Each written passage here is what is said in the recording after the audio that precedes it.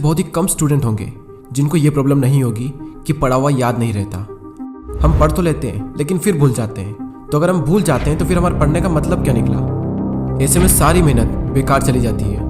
वैसे पहले मैं आपको बता दूं कि अगर आप पढ़ा हुआ याद नहीं रख पाते हैं तो इसका मतलब ये बिल्कुल भी नहीं है कि आपका दिमाग कमज़ोर है। सोचो अगर आपका दिमाग हर चीज़ को याद रखने लग जाए तो एक दिन में हमारे साथ में कितनी चीज़ें होती है। दिमाग का कचरा हो जाएगा अगर दिमाग सारी बातों को याद रखने लग जाए तो। वैसे हमारा मेन टॉपिक है कि हम पढ़ा हुआ याद कैसे रखें। अगर इस प्रॉब्लम का सोल्यूशन निकल गया तो आपका टाइम भी बचेगा और आपको रिजल्ट भी बहुत ज़्यादा मिलेगा। पढ़ा हुआ सब कुछ याद रखना मुश्किल है, लेकिन फिर भी काफ़ी हद तक हम इसे कंट्रोल कर सकते हैं, लेकिन पूरी तरीके से नहीं। मैं आपको 3 तरीके बताने वाला हूँ। अगर आप यूट्यूब और गूगल पर सर्च करोगे तो आपको कई सारी टिप्स मिल जाएगी, लेकिन ये जो टिप्स मैं आपको बता रहा हूँ ये मेरे पर्सनल एक्सपीरियंस से और काफ़ी रिसर्च करने के बाद मैं आपको बता रहा हूँ। आप यकीन मानिए कि ये 3 टिप्स इतनी ज़्यादा इफेक्टिव है कि इनको यूज़ करने के बाद आपका टाइम भी बचेगा और आपको रिजल्ट भी 2 गुना मिलेगा। तो पहला जो पॉइंट है वो है स्टडी लेस स्टडी गुड। भले ही कम पढ़ो लेकिन अच्छा पढ़ो। विल परेटो ने इस दुनिया को एक महान सिद्धांत दिया जिसे कहा जाता है 80-20 का रूल्स। इन्होंने एक ऐसा नियम दिया जो कि दुनिया की हर वस्तु में हर जगह पाया जाता है। इन्होंने बताया कि आपके 20% एफर्ट्स आपके 80% रिजल्ट में कन्वर्ट होते हैं। इनका कहना है कि आप सिर्फ 20% चीज़ों पर फोकस करो, आपको 80% रिजल्ट सिर्फ इन्हीं से मिलेंगे। एग्जाम्पल के लिए विल परेटो बताते हैं कि दुनिया का 80% पैसा और ज़मीन इस दुनिया के 20% लोगों के पास में है। 80% क्राइम इस दुनिया के 20% लोग करते हैं। 80% ट्रैफिक इस दुनिया के 20% रोड पर होता है और 80% टाइम हम 20% कपड़े पहनते हैं। और इस दुनिया की 80% एल्कोहल यानी शराब इस दुनिया के 20% शराबी पी जाते हैं। 80% भोजन इस दुनिया की 20% ज़मीन से निकलता है। 80% बारिश इस दुनिया के 20% बादलों से होती है। इस दुनिया के 80% इन्वेंशन इस दुनिया के 20% साइंटिस्ट ने किए हैं। और सिर्फ यहीं तक नहीं, यही आंकड़ा हमारे अपने यूट्यूब चैनल पर भी लागू होता है। 80% वॉच टाइम उन लोगों से आता है जिन्होंने इस चैनल को सब्सक्राइब नहीं किया है। कहीं आप भी तो उन 80% लोगों में से नहीं हो।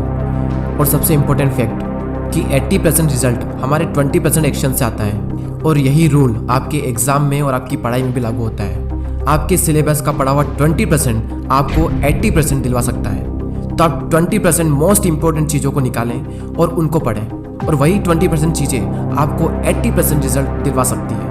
और आपने जो 20% निकाला है वो आपके सिलेबस के कंपैरिजन में बहुत ही कम है। तो ये जो कम है ना, इसको बहुत ही अच्छे से करो। और यही था हमारा first point, study less and study good.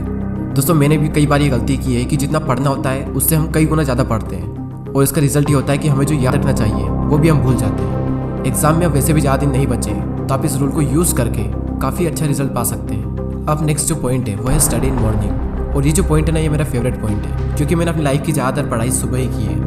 एक तरफ एक स्टूडेंट है जो सुबह जल्दी उठकर 2 घंटे पढ़ाई कर रहा है, और वहीं दूसरी ओर एक और स्टूडेंट है जो दिन में 4 घंटे पढ़ाई कर रहा है। तो ये जो पहला वाला स्टूडेंट है ये ज़्यादा आउटकम दे पाएगा दूसरे वाले के मुकाबले। सुबह जल्दी उठकर पढ़ने के 2 सबसे बड़े बेनिफिट होते हैं। सुबह के टाइम हमारी कंसंट्रेशन सबसे पीक स्टेट पर होती है, और सुबह के टाइम पे जो कंसंट्रेशन होती है शायद ही पूरे दिन में आपको कंसंट्रेशन मिल पाएगी।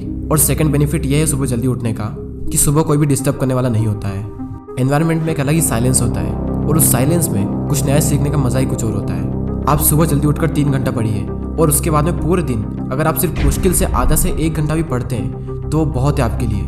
कहने को तो लोग 8-10 घंटे पढ़ते हैं, लेकिन जो 2-3 घंटे की मेन पढ़ाई जो होती है कॉन्सेंट्रेशन के साथ में, वही सबसे मेन चीज़ होती है। बाकी सब दिखावा है। हमारे देश के प्राइम मिनिस्टर मोदी जी ने भी सुबह जल्दी उठकर पढ़ने को कहा है।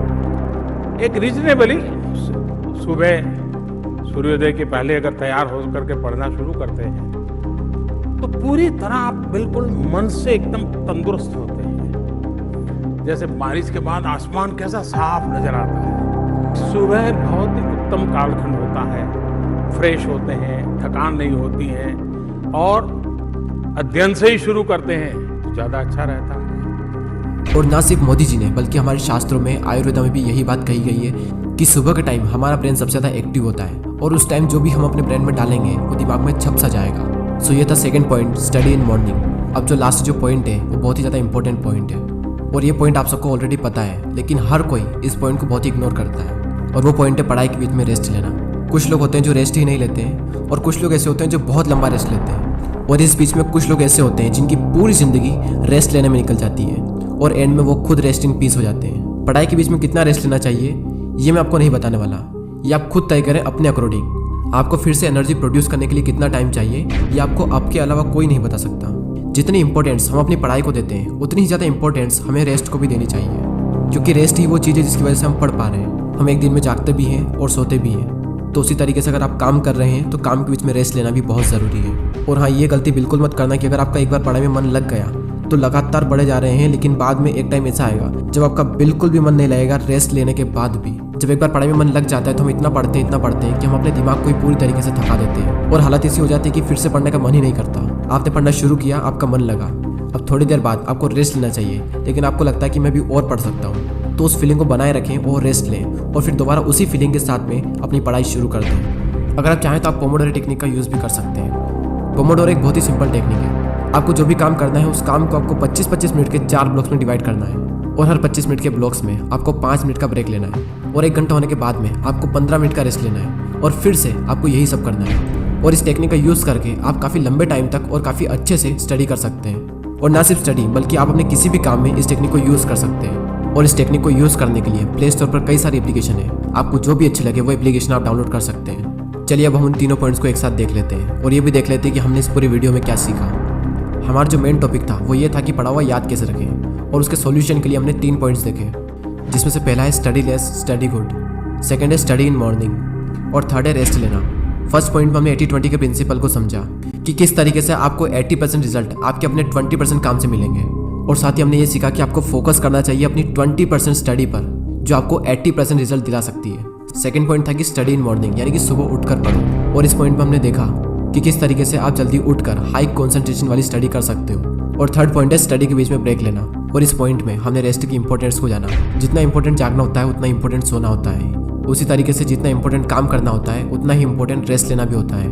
और थर्ड पॉइंट में ही हमने पोमोडोरो टेक्निक के बारे में जाना। जो भी काम आप करना चाहते हो उस काम को 25-25 मिनट के 4 ब्लॉक्स में डिवाइड कर दें और हर 25 मिनट के बाद में 5 मिनट का ब्रेक्स लें, और जब पूरा 1 घंटा हो जाए तो उसके बाद में 15 मिनट का रेस्ट लें। और इस टेक्निक का यूज़ करके भी आप लंबे टाइम तक काफ़ी अच्छे से पढ़ाई कर सकते हो।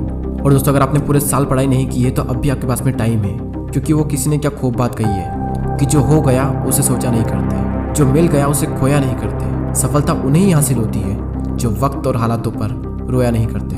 अगर आप अब भी शुरू करते हो और दिल लगा कर मेहनत करते हो तो अब भी आप कई लोगों से आगे निकल सकते हो। बस मेहनत खामोशी से कीजिए और इतनी मेहनत करो कि आपकी सफलता शोर मचा दे। अब वैसे ही बहुत टाइम निकल चुका है और एग्ज़ाम बहुत नज़दीक है, और जब इतना कम टाइम बचा है तो बैठे बैठे ज़िंदगी बर्बाद ना कीजिए, क्योंकि ये ज़िंदगी मिलती है कुछ कर दिखाने के लिए। रोके अगर आसमान हमारे रास्ते को तो तैयार हो जाओ आसमान झुकाने के लिए। अब बात आती है उन 80% लोगों की जो वीडियो तो देखते हैं लेकिन सब्सक्राइब नहीं करते। यूट्यूब पर आपको वीडियो बिल्कुल फ्री में मिल रहा है और सब्सक्राइब करने का भी यूट्यूब आपसे पैसा नहीं लेता है, तो फिर मैं ये सोचता हूँ कि आप सब्सक्राइब क्यों नहीं करते। दोस्तों, बहुत मेहनत लगती है वीडियोस बनाने में। आपका एक